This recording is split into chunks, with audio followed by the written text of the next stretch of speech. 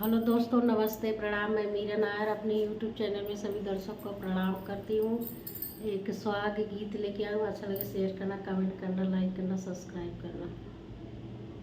घोड़वा चढ़ल आवे ससुरो के पुतजी, घोड़वा चढ़ल आवे ससुरो के पुतजी, कवन गुणवा रोवत बाटू बाबा की दुलारी जी, कौन गुणवा रोवत बाटू बाबा की दुलारी जी।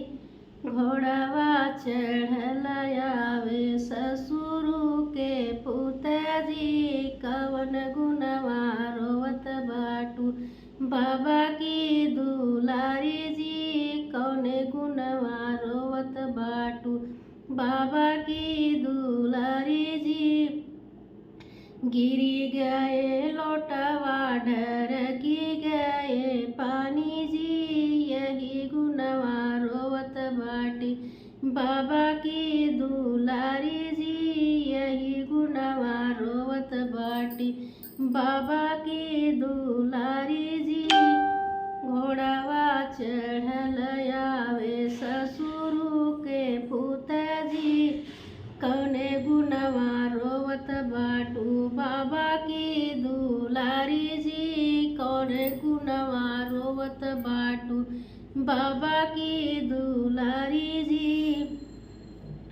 हथवा में लोटा ली है, लोटावा में पानी जी, चली है सोहाग सींचे बाबा की दुलारी जी, चली है सोहाग सींचे बाबा की दुलारी जी।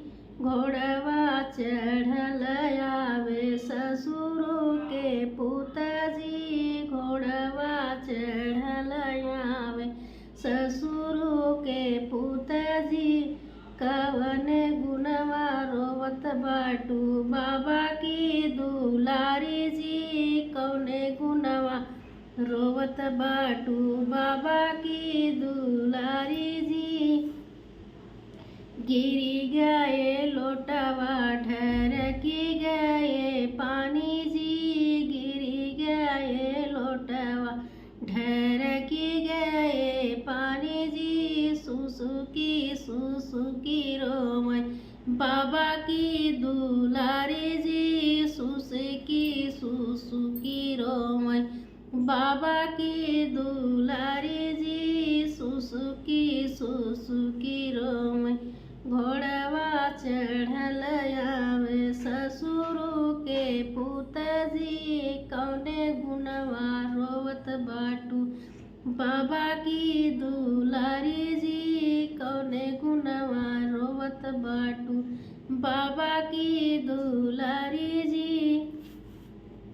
गिरी गए लोटवा ढरकी गए पानी जी, यही गुणवा रोवत बाटी बाबा की दुलारी जी, यही गुणवा रोवत बाटी बाबा की दुलारी जी।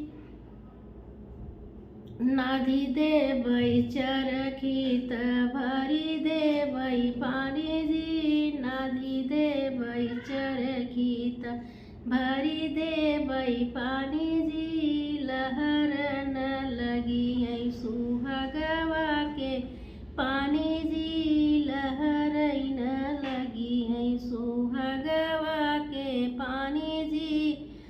घोड़वा चढ़ल आवे ससुरु के पुतजी, कौने गुणवा रोवत बाटू बाबा की दुलारी जी, कौने गुणवा रोवत बाटू बाबा की दुलारी जी।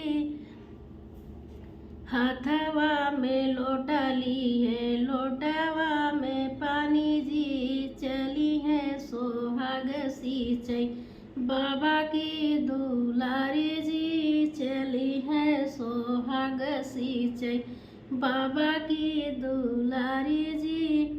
घोड़वा चढ़ल आवे ससुरो के पुतजी, कवने गुनवा रोवत बाटू बाबा की दुलारी जी, कवने गुनवा रोवत बाटू बाबा की दुलारी जी।